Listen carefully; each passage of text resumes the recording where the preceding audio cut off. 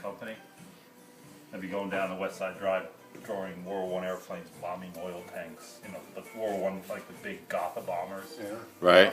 So I used to have those all over my ceilings. You know, I'd have dogfights and crap all going on. So that was like your first foray into the experience of art, were the drawings? Yeah, I mean, it was always pencil. You know, it was always penciling stuff. You know.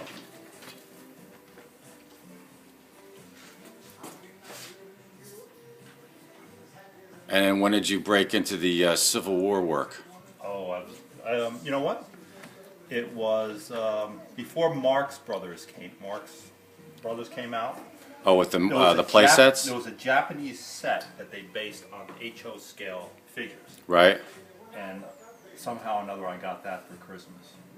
And I was playing with them, then when Marx came out, I was like, oh, this is so much cooler. Yeah. Now, did you actually paint those figures? No. Just created the battle scenes? Yeah, my brother and I would go up into his room and we'd lay him out and, you know, shoot the cannon and blow each other up. And, right. you know.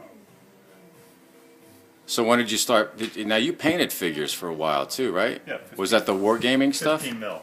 No, I had all my airfigs, Confederates, or, you know, Yankees. Oh, yeah. But what I did was I handmade the whole general staff of the Confederate Army.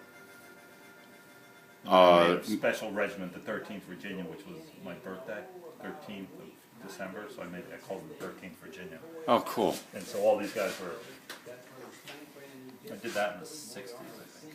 Or no, 60s, late 70s, early 70s. And these were actual generals? No, this was a regiment. All, you know, handmade guys. Oh, those handmade figures that you brought here, Yeah. like, I think one of the first times here, yeah. So that was, but unfortunately my friend Peter Butel kicked my ass in wargaming. I realized it doesn't matter how cool your troops look, if you can't fight them, they're worthless. You know what I mean? Right. Your regiment can be the crackest regiment, but somebody knows the rules. Yeah. You know, of how to stack the die against you, Oh. morale rolls. You're fucked. You're absolutely fucked. You cannot win. You Right. cannot win. Right. Now, did you do dioramas at some point or not really? Yeah, believe it or not, I used to have a sand table down in the basement, and I had set up Pickett's charge, Oh, yeah. and it was like, you know, I had the angle, I had, you know, Widow Leicester's house, Right. and you know my men would advance across, and they'd get in a little fight in the wood, you know, the clump and stuff like that. Right. Get pushed back and stuff like that. But then I built this whole thing. I got it, you know, hooked on Antietam. Yeah? And then it was just like, I had my own cornfields at Westwood, Dunker Church, and you know I did Miller's farm, Yep.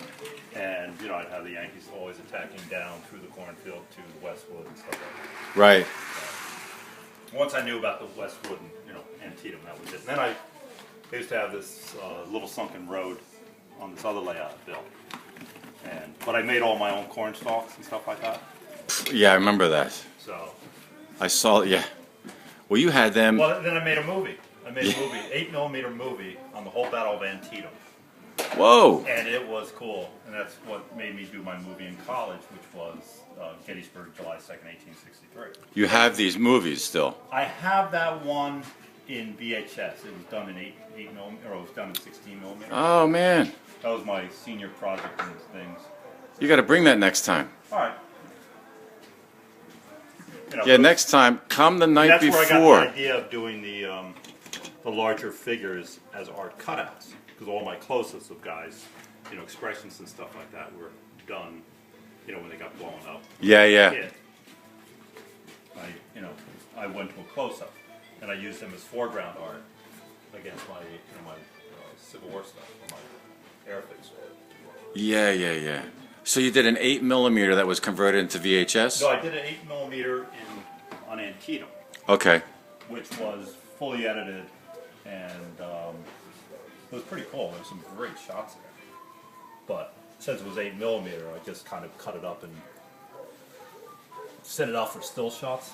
Oh, so you don't have a copy of I have that? 2 sheets of this with individual little still shots, which are no bigger than this. Oh, yeah. Because you couldn't blow them up in time. And what did you do with the stills? I still have them somewhere in my files. I'll bring them. They're pretty cool.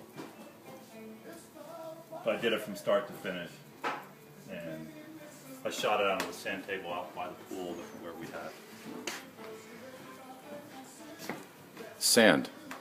Yeah, well, sand table, which I, was able to make hills or things like that. Yeah, yeah. Grass matting and stuff like Oh, that. No, but it was, that sounds fabulous. it's the same stuff I employed when I'm making the movie. Because Right. You still have copies of your Great Locomotive Chase? Yeah. I even gave away, I think, 100 to the Marines, but I never heard back from any of them, so they probably said this sucks. You gave 100 of them? Yeah, some guy was looking for donations. Oh. And I said, I got a movie, maybe they'd like this. It's all about, loyalty and brotherhood and stuff like that. He took them, he probably threw them in the garbage and said, fuck it. You know what I mean? And the girl, Japanese girl, was a great concert pianist, said, hey, I'll contribute something. So she gave, 100 of her piano concert. That's a nice gift. Yeah, it was very sweet.